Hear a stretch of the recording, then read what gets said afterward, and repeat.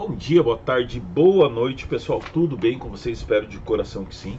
Continuando então nossas aulas, dando continuidade ao nosso conteúdo, a gente vai ver as cargas de íons, né, referente à nossa tabela periódica, tá? A gente viu que os átomos de uma maneira isolada, tá? Mas na natureza, sim, não existe somente átomos isolados, somente com algumas raras exceções, tá? O que nós temos é uma infinidade de substâncias que são formadas por dois ou mais átomos. Isso é a natureza dos átomos, tá? Eles tendem a formar ligações porque, lembra da regra do octeto, eles tendem a ficar equilibrados na última camada de valência, ou seja, eles tendem a se aproximar a 8 átomos na última camada de valência. Então isso faz com que eles façam interações eletrônicas, né? Faz com que eles se liguem. Então essas ligações, essas substâncias, nós chamamos de compostos ou moléculas. Nunca esqueçam, tá? Eles fazem essas ligações, e acontece por uma força divina, por uma força maior, porque é para ser assim. Não é, ele tende a ficar equilibrado. O átomo, a molécula, ele tende sempre a se equilibrar, segundo a regra do octeto. Lembra lá na minha distribuição eletrônica, o átomo ele tende a ter um número equilibrado de elétrons na sua última camada, ou na camada de valência, né? E ele tende a se equilibrar com 8 elétrons na última camada. Então ele tem esse arranjo específico dessas ligações entre os átomos. Cada átomo ele possui características, né, que o definem, porque deixa ele mais próximo de outros elementos. Então eles foram separados lá na tabela periódica de acordo com as características que definem ele, tá? Como ele possui, átomos possuem características próximas com outros átomos, então eles foram agrupados dessa forma. Mas cada um possui uma característica específica, tá? Que é perdida quando ela produz um composto, quando ela produz uma molécula. Por exemplo, lá se eu pego o meu alumínio, o alumínio ele é sólido, tá? Metálico. E eu pego o meu bromo, que é um líquido vermelho, eu vou formar o brometo de alumínio, que é um sólido branco, tá?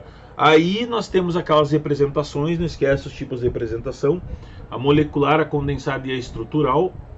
Mas para nós agora, a gente precisa se atentar na formulação molecular, porque ali na formação molecular, ela vai fornecer o número de átomos que está presente num dado composto, né? Eu vou conseguir verificar esse número de átomos que estão presentes.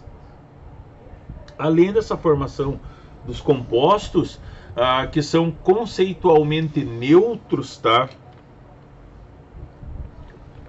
Que são, eles são conceitualmente difícil, neutros. A gente tem uma infinidade de substâncias que possuem cargas. E essas cargas, seja ela formada por um único átomo ou por mais de um átomo, elas formam as substâncias que a gente chama de íons, tá? Lembrando lá, os íons, eles são átomos ou grupo de átomos com carga positiva ou negativa.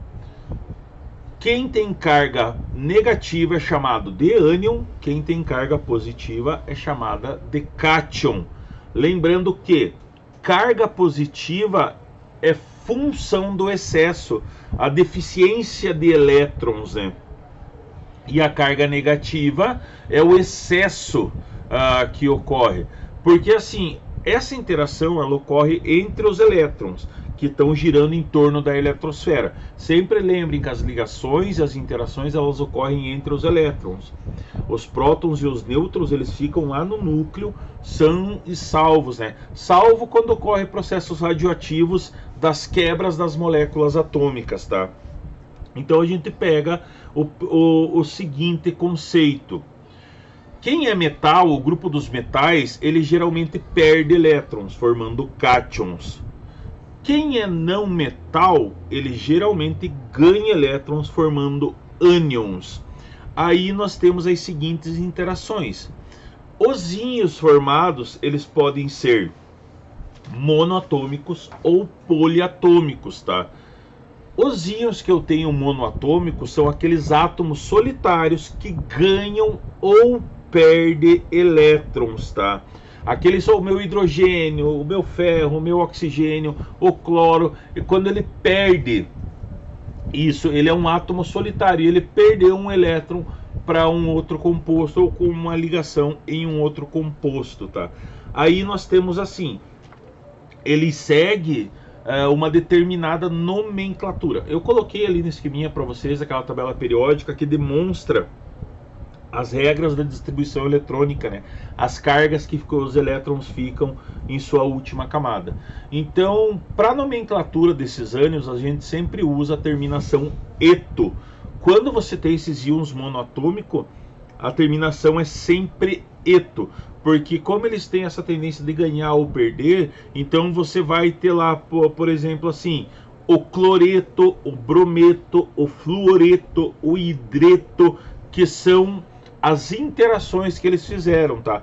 Todos eles lá são, lá, olhem no material, eles são negativos, né? Então, se ele é negativo, o que acontece? Ele se tornou um ânion, tá? Então, ele adquire essa terminação eto.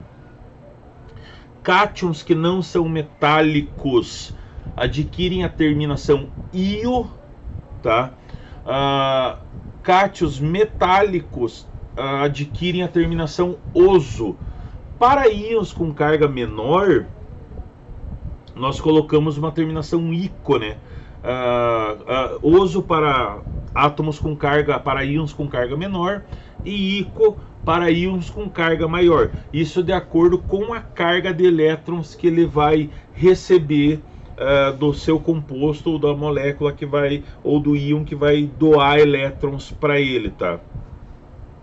Sempre ele tem que ser colocado o nome do elemento seguido pelo número da carga em algarismo romano, tá? Entre parênteses e sem espaçamento.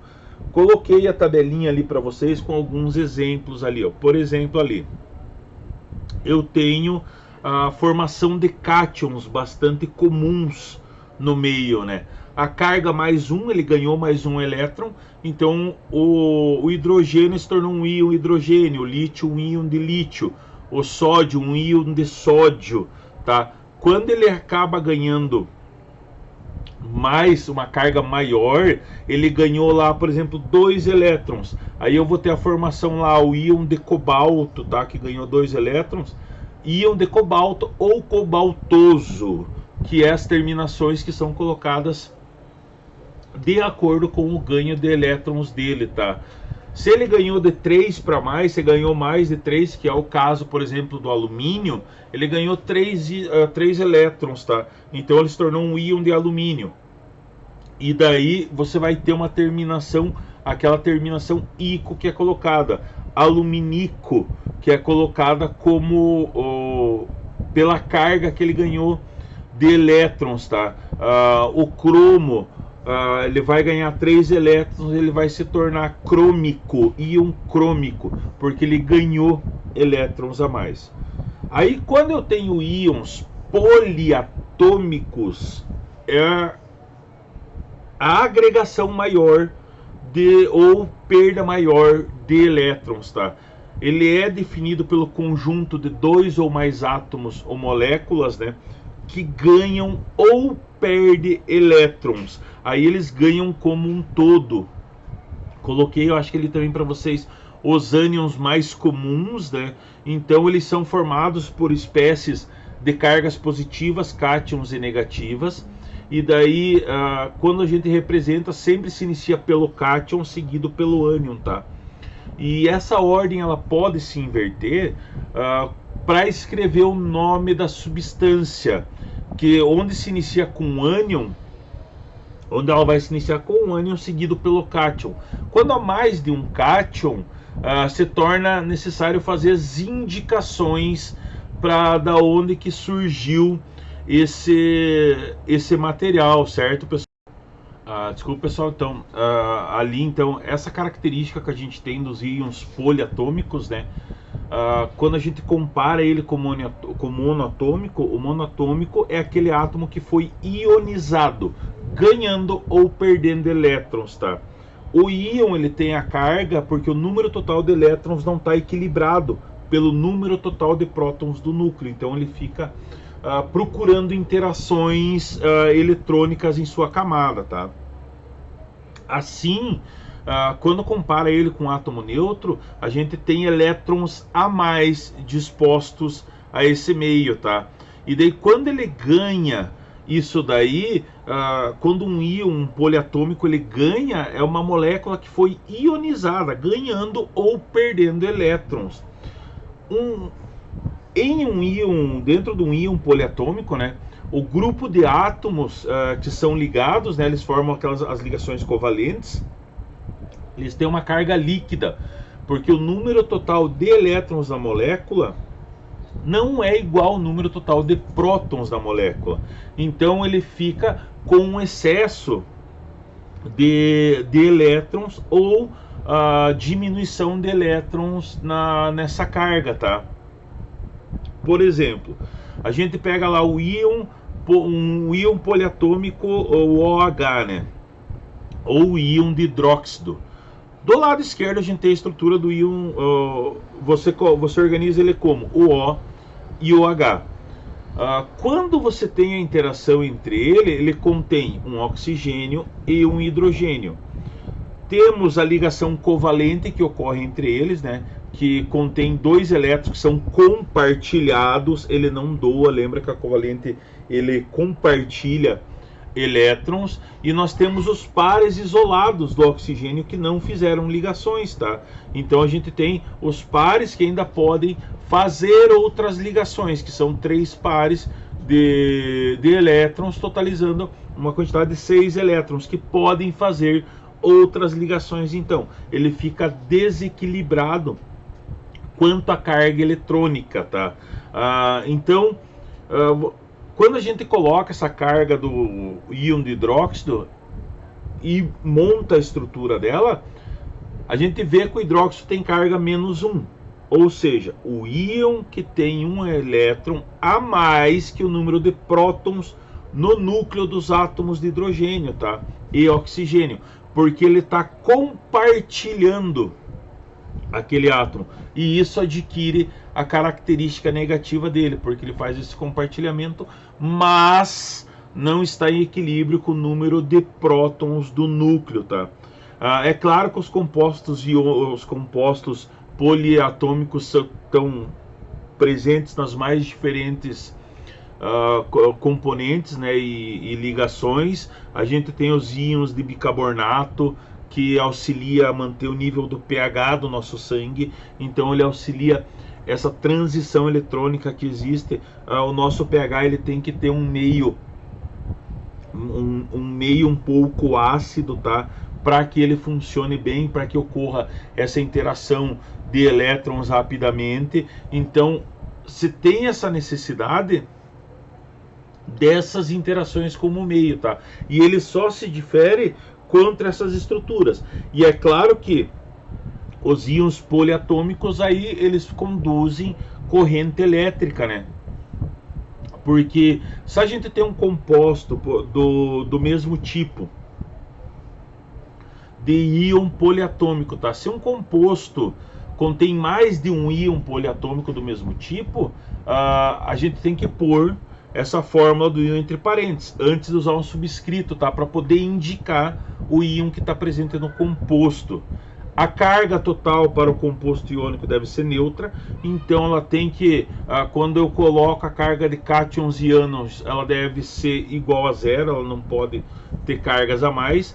Então isso se coloca para colocar a formulação desse íon poliatômico, tá? E é claro que daí eles são compostos capazes de conduzir corrente elétrica, que é o experimento que vocês vão fazer em casa, lá com o teste de condutividade elétrica, na página 13, tá?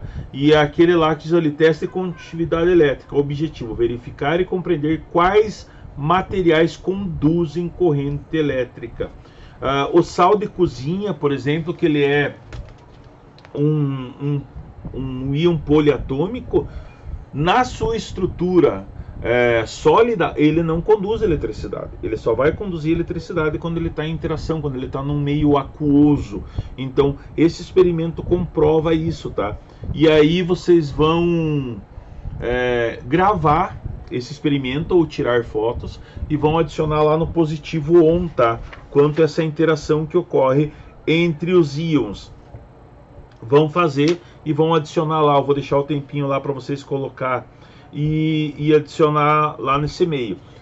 Dentro desse processo, assim, quando a gente tem esse processo da inserção do sal num meio aquoso, a gente chama isso de dissociação iônica.